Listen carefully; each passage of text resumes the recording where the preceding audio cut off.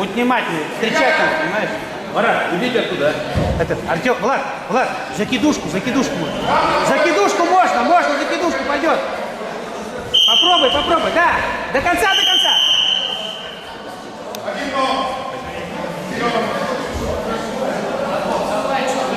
Поспешил, Влад, маленько.